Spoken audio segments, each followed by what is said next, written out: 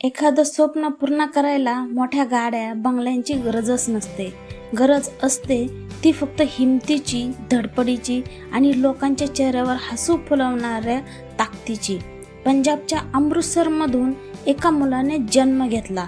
आज तो भारतातच नाही तर पूर्ण जगभरात लोकांचा आवडता कॉमेडियन आहे. पण त्याच्या या संघर्षामागे कुणाचे आणि किती कष्ट आहे हे कुणाला माहीत आहे का? नसेलच माहीत ना. चला तर सुरू करूया आजचा आपला नवीन प्रवास. पण त्याआधी जर आपण चॅनलवर नवीन असाल तर चॅनलला नक्कीच सबस्क्राईब करा आणि होईल तितके शेअर करा. कपिल शर्मा यांचा जन्म 2 एप्रिल 1981 रोजी अमृतसर, पंजाब येथे झाला. मूळ नाव त्यांचं कपिल पुंज. वडील जितेंद्र कुमार पुंज, ते पंजाब पोलिसात हेड कॉन्स्टेबल. आई जनकराणी ही गृहिणी. त्यांचं एकदम साधं मध्यमवर्गीय घर होतं. घरात पैशांची रेलचेल अजिबातच नव्हती, पण माणुसकी, साधेपणा आणि एकमेकांवरचं प्रेम भरपूर होतं. कपिल लहानपणापासूनच लोकांना हसवायचा. शाळेत असेल, मित्रांमध्ये असेल किंवा घरी तो मिमिक्री, गाणी आणि छोट्या छोट्या गोष्टींनी लोकांना आनंद द्यायचा. त्याला त्यातल्या त्यात गायन आणि रंगभूमी खूप आवडायला लागलं. कपिल ज्यावेळेस कॉलेजमध्ये शिकत असताना त्याच्या आयुष्यात एक मोठं वादळ आलं. 1997 वडिलांना कॅन्सर झाला. घरातले सारे पैसे उपचारांमध्ये गेले. आईने सोनं गहाण ठेवलं. नातेवाईकांकडून उसने पैसे घेतले, पण आजार वाढतच गेला आणि अखेर 2004 कपिलच्या वडिलांचं दिल्लीच्या एम्समध्ये. तो काळ कपिलसाठी फारच कठीण होता. मोठा आधारच निघून गेला. आई एकटी पडली. कपिलनं नंतर एका मुलाखतीत सांगितलं होतं, बाबांना शेवटच्या दिवसात खूप त्रास होताना पाहून मी देवाला प्रार्थना केली होती, त्यांना घेऊन जा, त्यांना आणखी त्रास देऊच नकोस. वडिलांच्या जाण्यानंतर कपिलवर घराची जबाबदारी आली. पैशांची कमतरता असल्यामुळे कॉलेजची फी भरणं सुद्धा कठीण झालं. पण त्याने नाटक, थिएटरमध्ये भाग घेतला. स्पर्धांमध्ये सहभागी होऊन थोडी थोडी रक्कम मिळवायचा. त्याला एकदा वाटलं की आता या क्षेत्रातून काही होणार नाही, पण आईने कधी त्याचं स्वप्न मोडू दिलं नाही. ती नेहमी म्हणायची, लोकांना हसवणं म्हणजे ही मोठी सेवा आहे. मुंबईला आल्यावर कपिलने छोट्या छोट्या शोजपासून सुरुवात केली, पण खरा टर्निंग पॉईंट आला 2007 the great Indian laughter challenge या शोमधून. कपिल फक्त सहभागी झाला नाही तर थेट विजेता ठरला.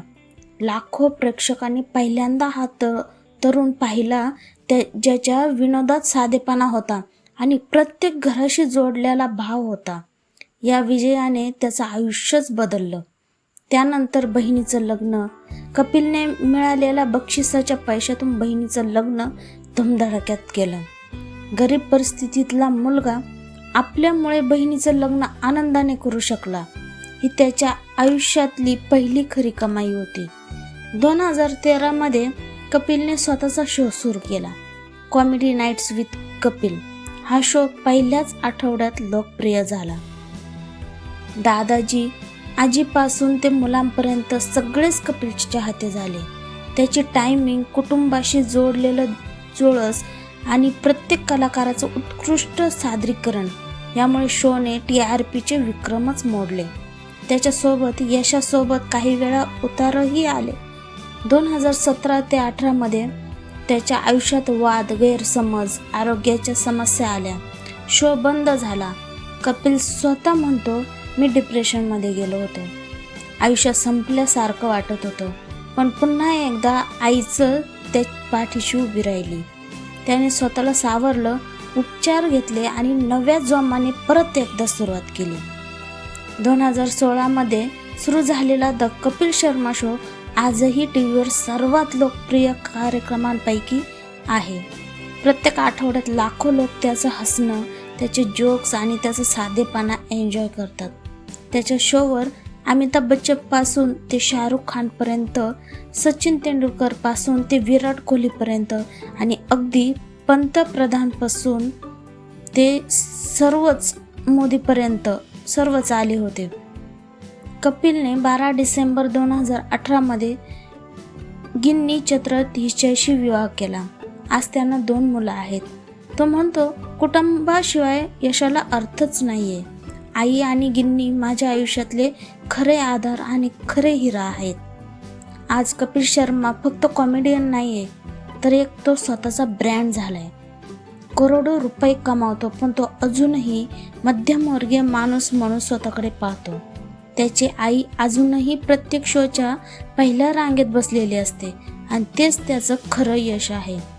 कपिल शर्मा सारखा प्रत्येक जण घडू शकतो, पण त्याने एक गोष्ट लक्षात ठेवावी की अडचणी कितीही मोठ्या असल्या हरवू नका, कारण ज्याच्याकडे लोकांना हसवण्याची ताकद आहे त्याच्याकडे आयुष्य जिंकण्याची ताकद असते.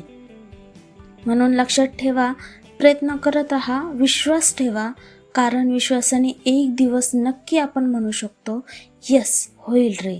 चला तर आता निरोप घेते. पुन्हा भेटूया एका नवीन प्रवासासोबत. तोपर्यंत काळजी घ्या, प्रयत्न करा आणि प्रयत्न करतच राहा. आता सगळेच म्हणूया, यस होईल रे. धन्यवाद.